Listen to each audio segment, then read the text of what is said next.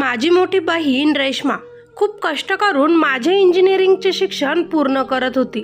म्हणून मी खूपच मेहनत घेऊन अभ्यास करत होतो, जेणेकरून मी माझ्या घराची आर्थिक परिस्थिती सुधारू शकेन. एक दिवस माझ्या गल्लीत राहणारे मुले मोबाईलमध्ये काहीतरी बघत होते आणि माझ्याकडे बघून कुजबुजत होते. म्हणून मी त्यांना विचारलं, काय रे, काय बघताय असे मोबाईलमध्ये? तेव्हा त्यातील एक मुलगा माझ्याजवळ येत जे म्हणाला त्याने मला धक्का बसला. तो मुलगा म्हणाला, अरे आम्ही तर तुझी बहीण तुझ्या शिक्षणासाठी कसा पैसा जमा करत आहे ते बघतोय. बघ काय करत आहे तुझी बहीण. त्यांनी मोबाईल माझ्या डोळ्यांसमोर पकडला. तेव्हा माझ्या बहिणीला तसे बघून तर माझ्या पायाखालची जमीन सरकली.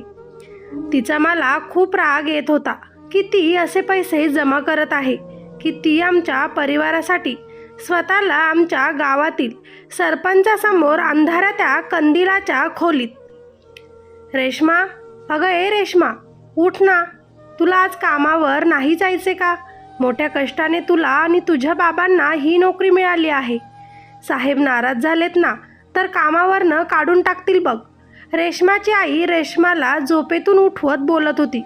रेश्मा एका कापड दुकानावर काम करत होती तर तिचे बाबा एका गावातील मंदिरात साफसफाईचे काम करत होते. ते कमी जातीतील होते म्हणून गावातील लोक त्यांना खूप त्रास द्यायचे. काम करत असे न त्यांना कुणी मंदिरात जाऊ द्यायचं, न कुणी त्यांच्या घरच्या शुभ कार्यात त्यांना सहभागी करायचं. त्यांच्या असण्याने आपले काम खराब होतात. ते खालच्या पातळीचे लोक आहेत असे म्हणून तर लोक त्यांना कामे पण देत नव्हती. पण गावातील सरपंच हा खूप देवमाणूस होता. त्याच्या मुलीची आणि रेश्माची चांगलीच घट्ट मैत्री होती. म्हणून सरपंचाची मुलगी मोहिनीच्या सांगण्यावरून सरपंचाने रेश्माला एका कापडाच्या दुकानात काम दिले होते. तर तिच्या बापाला काहीतरी कबूल करून मंदिरात साफसफाईचे काम दिले होते आणि त्यावरच त्यांचे कुटुंब आता चालू होते. रेश्मा, तिचे आईवडील, भाऊ रघु हे सगळे आता आपले आयुष्य चांगले जगत होते. घरात अचानक पैसा यायला लागला होता कारण बाप आणि मुलगी पैसा कमवत होते, तेही नोकरी करून. रघुचे शिक्षण सुरू होते. 12वी झाली, त्याला चांगले टक्के पडले. आपल्याला इंजिनियर व्हायचं आहे, गावाची प्रगती करायची आहे असे त्याचे एक स्वप्न होते. पण इंजिनिअरिंगला लागणारा पैसा आपल्याकडे नाही म्हणून त्याने ते स्वप्न मागे टाकत आपण आता रेग्युलर शिक्षण घेऊ असे ठरवले होते. पण रेश्माने आपल्या भावाला समजावून सांगितले, तुझे स्वप्न आम्ही सगळे नक्की पूर्ण करू. तू फक्त मेहनत घे, अभ्यास कर, लागणारा पैसा मी तुला देईन. बहिणीच्या अशा बोलण्यावर त्याला फार आनंद झाला. रेश्माताई, तू माझ्यासाठी एक वरदान आहेस. मला शिक्षण घेता यावं म्हणून तू मध्येच शाळा सोडली. लोकांनी आपल्याला इतकं वाळीत टाकलं तरी देखील तू लोकांच्या घरी धुणं भांडे करत त्यांचे बोलणे ऐकून का होईना आमच्या सगळ्यांचे पोट भरत आलीस. आपली आई आजारी असते तरी तू तिची जबाबदारी स्वीकारून आमच्या सगळ्यांसाठी किती काही करत आहेस. म्हणून मी लवकरच माझी इंजिनिअरिंग कंप्लीट करून चांगला जॉब स्वीकारेल आणि तुम्हा सगळ्यांना या दलदलीच्या जीवनातून मी बाहेर काढेल. भावाच्या अशा बोलण्यानं रेश्माचे डोळे भरून आले. तिने त्याच्या डोक्यावर हात ठेवत त्याला आशीर्वाद देत म्हटली, तू जे म्हणतोय ते सगळं काही खरं होईल. तू आता मागचा पुढचा कसलाही विचार न करता तुझा फॉर्म भरून दे आणि इंजिनिअरिंगला ॲडमिशन घे. बाकी सगळं माझ्यावर सोड. रघु खूप खुश झाला आणि घाईतच कॉलेजसाठी ॲडमिशन घ्यायला निघाला. तो घरातून बाहेर पडल्यानंतर रेश्माचे बाबा तिच्याजवळ येत तिला म्हणाले, पोराला शब्द द्यायची काय गरज होती?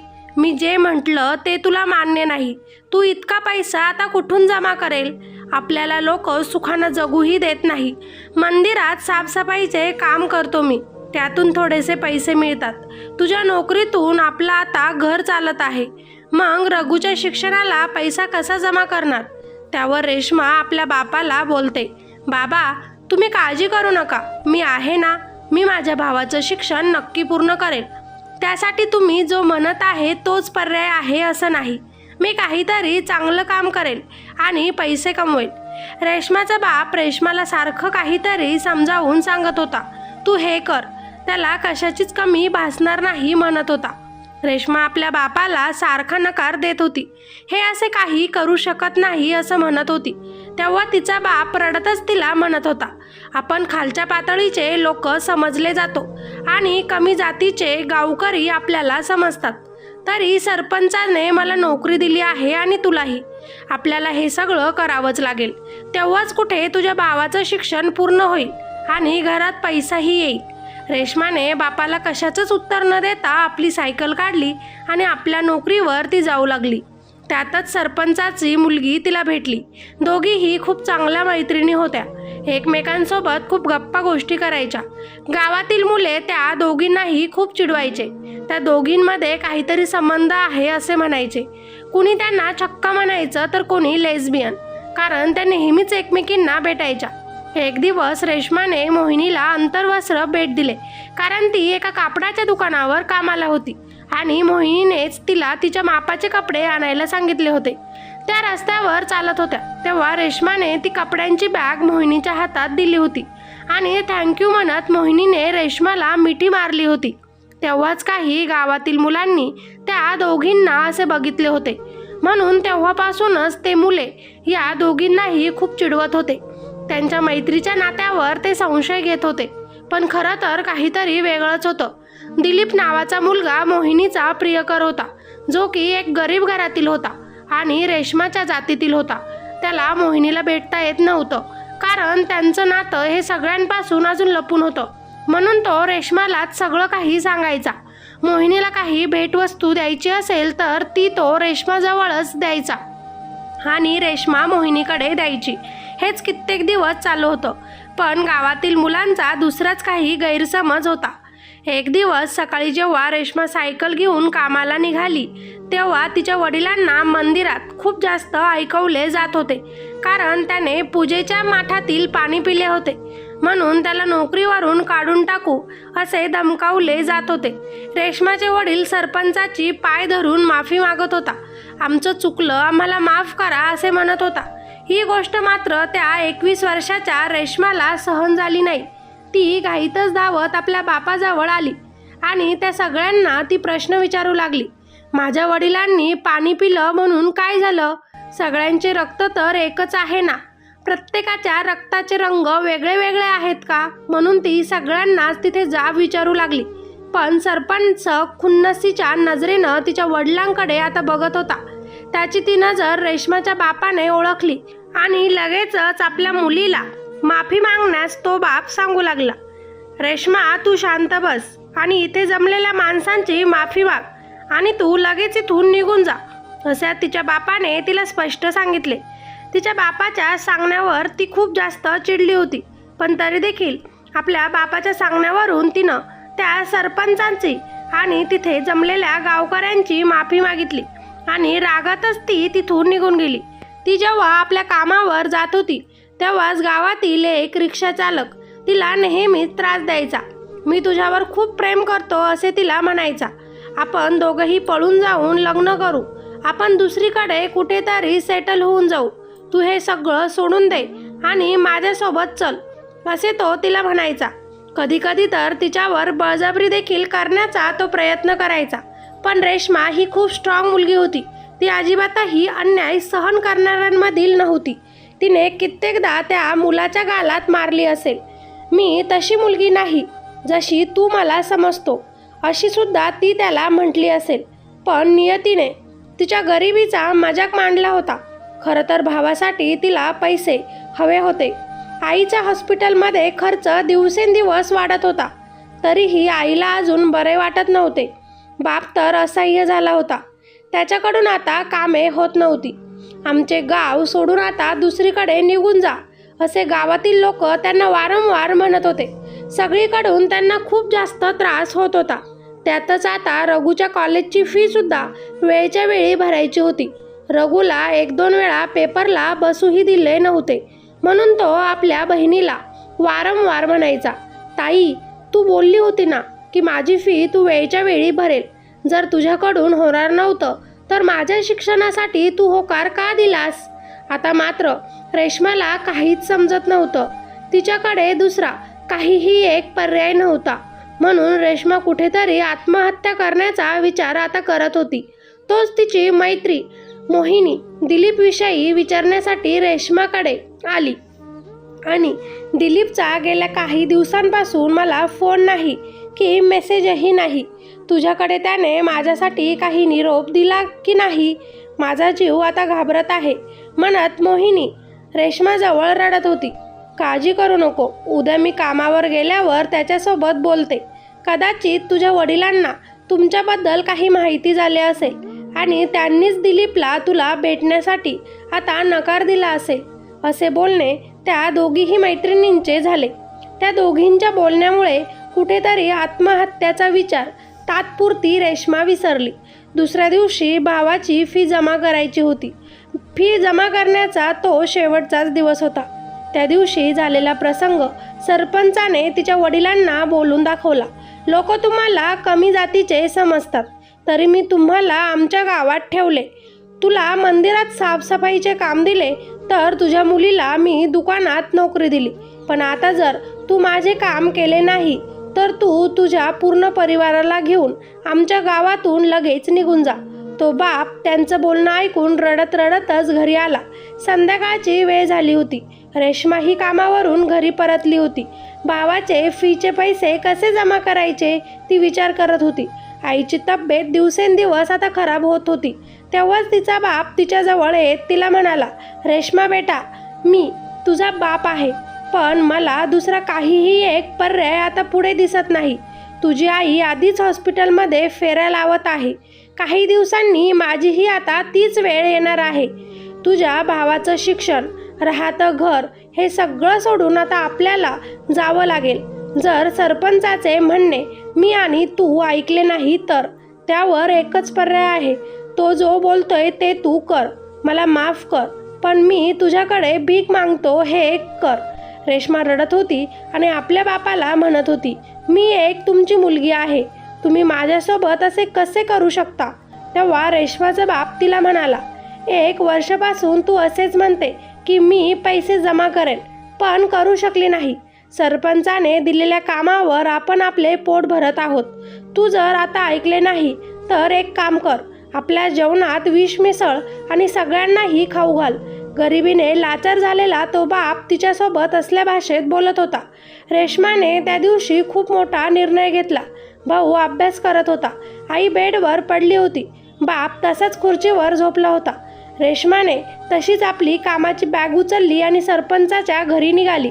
मला सरपंचाला भेटायचं आहे, तिने तिथे काम करणाऱ्या मोलकरणीला सांगितले. तितक्यातच तिथे मोहिनी आली. दिलीपचा काही फोन मेसेज आला का तिने विचारलं.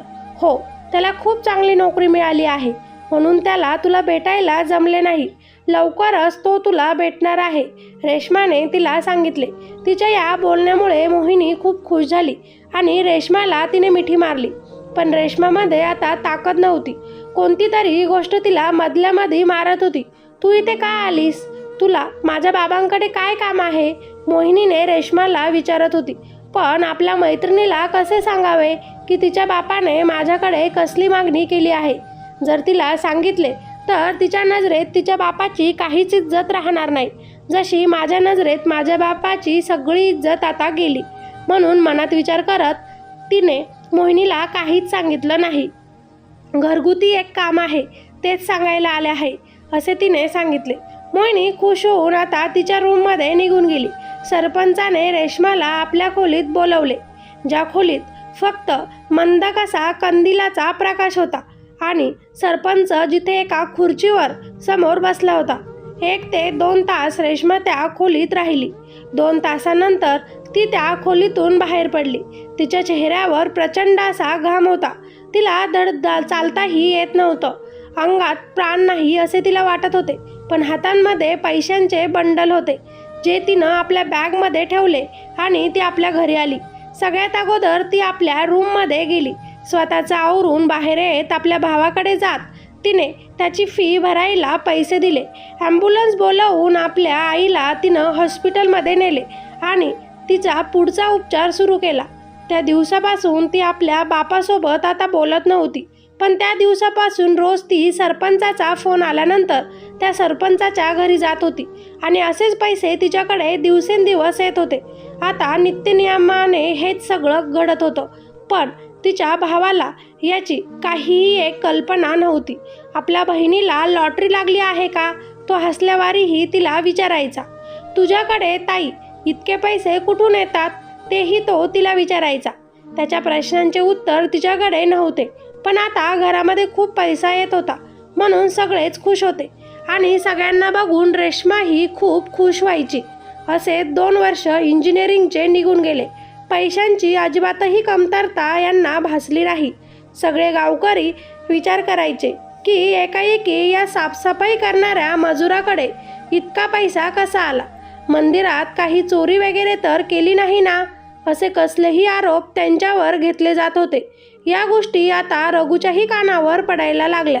तोही विचार करू लागला, खरंच आपल्या घरात इतका पैसा कुठून येतो.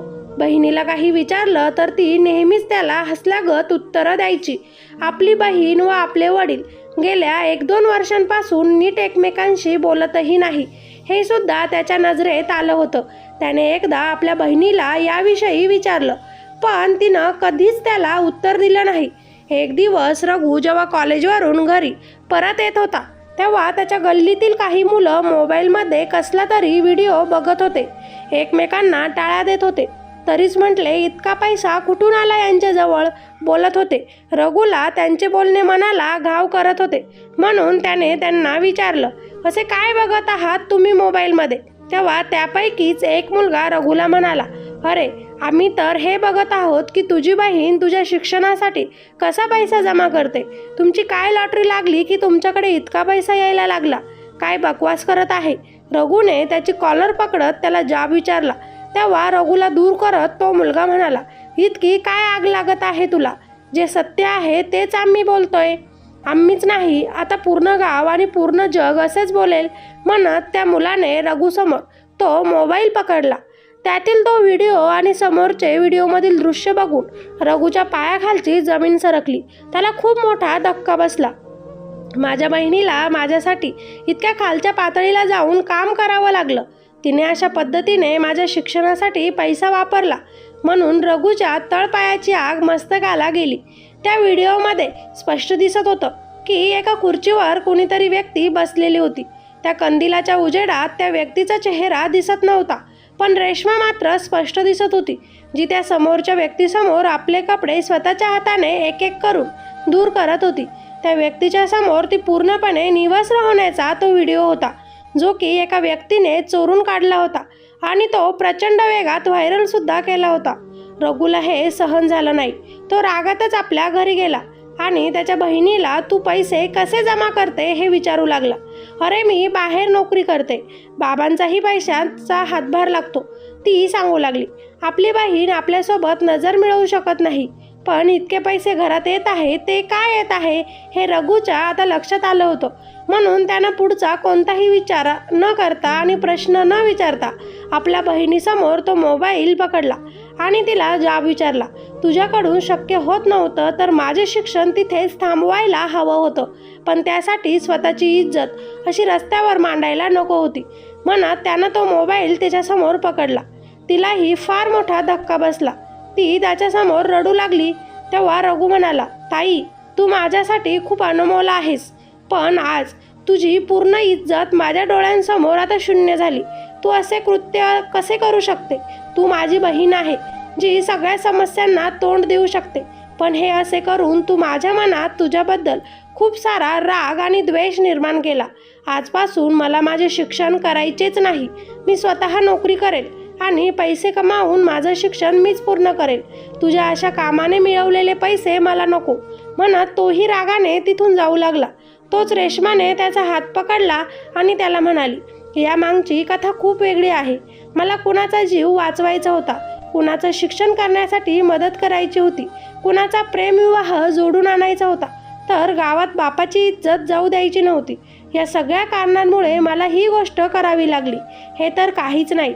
माझ्यासोबत जे घडलंय ते जर तुला समजलं तर तुझ्या अंगाचा थरकाप होईल.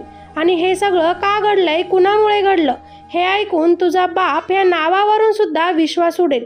रघु तिथेच थांबला आणि बहिणीला म्हणाला, काय झालंय ताई, अजूनही मला स्पष्ट सांग. माझ्यापासून लपवून काहीच ठेवू नको. हे असलं जीवन असण्यापेक्षा नसलेलंच बरं. हे सगळं सहन करू शकणार नाही मी. तेव्हा रेश्मा तिच्या भावाला म्हणाली, आपल्या घरात आपली काय हाल आहे हे तुला चांगलंच ठाऊक आहे. गावातील सरपंचाने आपल्या बापाला नोकरी दिली आणि त्याच्यासोबतच मलाही कापडाच्या दुकानात नोकरी दिली. पण ती का दिली हे तुला माहिती आहे का? अरे, आपल्या बाबांना त्यानं माझ्यासोबत फिरताना बघितलं होतं. मी आपल्या बाबांची मुलगी आहे हे त्याला जेव्हा समजलं तेव्हा त्याने बाबांना तात्काळ त्याच्या बंगल्यावर बोलवलं आणि म्हटलं, मी तुम्हाला मंदिरात साफसफाईची नोकरी देतो, ज्यात तुमचं पोट भरेल, आणि तुमच्या मुलीला सुद्धा मी कापडाच्या दुकानात काम देतो, ज्याने तुमच्या पूर्ण घराचा खर्च भागेल, मुलाचे शिक्षण होईल. पण त्यासाठी तुम्हाला एक करावं लागेल. माझी बायको मरून 2 वर्ष झाले. तेव्हापासून बायकोसाठी मी तळमळत आहे. तुम्ही तुमच्या मुलीला माझ्याकडे रोज रात्री पाठवत जा. तिचा जास्त वेळ मी घेणार नाही. तिचा वापरसुद्धा मी करणार नाही. डोळे भरून मी तिच्याकडे बघेल. अशी ही तुमची मुलगी माझ्या मुलीची मैत्रीण आहे. मी नेहमीच तिला बघतो, पण मला बिना कपड्यांचं तिला बघायचं आहे. आणि तुम्ही असे करणार असाल तर तुम्ही पैशांनी मालामाल व्हाल. तुम्हाला गावात इज्जत मिळेल. बाबांनी पैशांसाठी त्या सरपंचाची ती अट मानली. सरपंचाकडे टाईम मागितला. पूर्ण 1 वर्ष बाबा माझ्यासोबत या गोष्टीवर बोलत होते. मला ही गोष्ट करण्यासाठी सांगत होते. मी रडत होते. मला असं करायला सांगू नका त्यांना म्हणत होते. पण आपला बाप एक लाचार बाप होता. पैसा, जेवण, कुटुंब यासाठी हे करावं लागेल मला म्हणत होता. त्यांचं म्हणणं कुठेतरी नंतर मलाही पटलं. ज्या दिवशी आपल्याकडे 1ही रुपया नव्हता की खायला अन्न नव्हतं, त्यातली त्यात आई हॉस्पिटलला गेली नसती तर ती आज आपल्यात नसती. तुम्ही सगळे मला खूप जास्त प्रिय आहात म्हणून मी सरपंचाची ती अट मांडली आणि रोज रात्री त्याच्याकडे जाऊ लागले. अगोदर त्याने फक्त तो जे काही म्हटला होता तेच केलं. पण दिवसेंदिवस सरपंचाच्या मागण्या माझ्याकडे वाढल्या. त्यानं माझ्या शरीराचा ओरबडा केला. बायकोप्रमाणे माझ्यावर हक्क गाजवले. रोज माझ्यासोबत अनैतिक संबंध बनवले. मी नकार दिला तर तुझे व्हिडिओ काढून तुला बदनाम करेल असे म्हणू लागला. त्यातली त्यात त्याच्या मुलीचे आणि दिलीपचे नाते त्याला समजले होते आणि मुलीसोबत दिलीपलाही तो मारून टाकेल मला धमकी देत होता. तुझ्या भावाचं शिक्षण बंद करेल म्हणत होता. म्हणून त्याच्या या धमक्यांना घाबरून मी तो जेही म्हटला ते सगळं त्याच्या म्हणण्यानुसार केलं. माझी इज्जत गेली तरी चालेल, पण माझ्या परिवाराला काही नको व्हायला म्हणूनच मी हे सगळं केलं. आणि बघ ना, मी हे केलं तर तुम्ही सगळे किती आज खुश आहात. कारण घरात पैसा होता. पैसा आला तर लोकांचे बोलणेही बदलते आणि वागणेही. सगळे गावात आपल्या इज्जत द्यायला लागले होते. रेश्मा रडून रडून भावाला सांगत होती. त्याचेही डोळे भरून आले. पण आता हे बस झालं. तेव्हाच मोहिनी रडत रडत रेश्माकडे आली. माझ्या दिलीपचा कुणीतरी खून केला असे म्हणू लागली. हे सगळे काम सरपंचाचेच आहे रेश्माला लक्षात आले आणि हे तिने स्पष्ट सांगितले सुद्धा. तेव्हा आता सरपंचाला या सगळ्या गोष्टींची शिक्षा झालीच पाहिजे हे मोहिनी, रेश्मा आणि रघुने ठरवले. ठरल्याप्रमाणे आज रात्री रेश्मा आपले कामावरून जाता जाता सरपंचाच्या घराकडे वळाली. सरपंच सुद्धा आपल्या आवरून खुर्चीवर तिची वाट बघत बसला होता. रेश्मा गेल्याबरोबर त्यानं तिला कंदिलाच्या उजेडात उभे केले. एक एक करून रेश्मा आपले कपडे बाजूला करणार. तोच सरपंचाने तिला आपल्याकडे खेचले आणि म्हणाला, माझे काम आज मीच करतो. तू कष्ट घेऊ नकोस. फक्त पैशांनी बॅग भरत राहा तुझी आणि मला शरीर सुख देत राहा. मला तृप्त कर. माझ्या शारीरिक गरजा तू पूर्ण कर. मग बघ तुला कसे दागिने आणि पैसे पुरवतो. तिच्या डोळ्यात पाणी होतं. ते बघून सरपंच तिला म्हणाला, आजही तू पहिल्या दिवशी आल्यासारखीच आहे.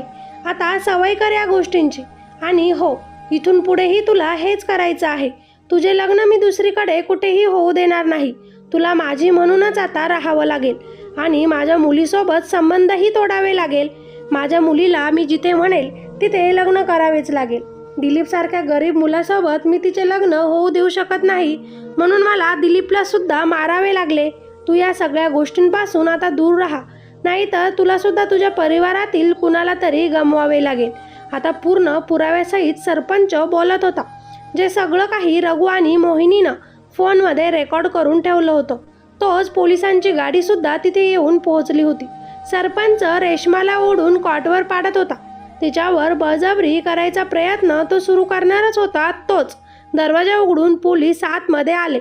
सरपंच खूपच घाबरला आणि म्हणू लागला की ही मुलगीच माझ्याकडे स्वतःहून आली. हे गरीब लोक असेच असतात, पैशांसाठी काहीही करतात. पण तुम्ही आम्हाला ओळखू शकतात ना, आमचे समाजात किती नाव आहे. तेव्हा पोलिसांनी रघुने दिलेला व्हिडिओ सरपंचासमोर दाखवला आणि सरपंचाला म्हणाला, आम्ही तुम्हाला दिलीपला मारण्याच्या गुन्ह्यामध्ये आत्ताच अटक करत आहोत. तसेच रेश्माला दिलेल्या मानसिक तसेच शारीरिक त्रासाबद्दल सुद्धा आम्ही तुम्हाला अटक करत आहोत. सरपंचाबद्दल सगळे पुरावे पोलिसांकडे जमा होते, म्हणून सरपंच स्वतःच्या बचावासाठी काहीच करू शकला नाही. पोलीस सरपंचाला घेऊन पोलीस स्टेशनमध्ये आता निघून गेले. रेश्मा बिचारी कशी तरी स्वतःला सावरत तिथून उठली. रघुला खूप वाईट वाटत होते. आपल्या बहिणीने किती त्रास सहन केला आहे त्याला आता दिसले होते. आपल्या बहिणीने फक्त आपल्यासाठीच हे सगळं केलं याचं त्याला खूप जास्त वाईट वाटत होतं. तरी आपण आपल्या बहिणीला इतकं जास्त बोललो म्हणून त्यानं आपल्या बहिणीची क्षमा मागितली. झालेला प्रकार सगळा गावासमोर आणला म्हणून प्रत्येकाच्या मोबाईलमधून ते व्हिडिओ डिलीट झाले. रेश्माची इज्जत तर गेली होती, पण परत एकदा तिला नव्यानं उठण्यासाठी रघुने प्रयत्न केला. त्यानं तर आपल्या बापाला खूप जास्त ऐकवलं. असले बाप असण्यापेक्षा नसलेले बरं असेही तो म्हटला. तरी देखील रेश्माने असे बोलण्यापासून त्याला रोखलं. त्या बापाच्या जीवालाही खूप वाईट वाटत होतं. गरिबीने त्याला लाचार बनवलं होतं. सगळ्यांचे टेन्शन घेऊन आईच्या अगोदर त्याच्या बापालाच देवाज्ञा झाली. रेश्मा आणि रघुचा बाप त्यांना सोडून आता निघून गेला. रघुने रेश्मा आणि आपल्या आईची जिम्मेदारी आपल्या डोक्यावर घेतली. खूप मेहनत करून अभ्यास करून तो इंजिनिअरिंगची परीक्षा पास झाला. त्याला चांगली नोकरी मिळाली. आईचा उपचार चांगल्यात चांगल्या डॉक्टरांकडे त्यानं केला. त्याची आई आता बऱ्यापैकी चांगली झाली. त्याने रेश्माला सुद्धा चांगला बिझनेस टाकून दिला. रेश्माचं नाव जे खराब झालं होतं ते रघुने आता बऱ्यापैकी चांगलं केलं होतं.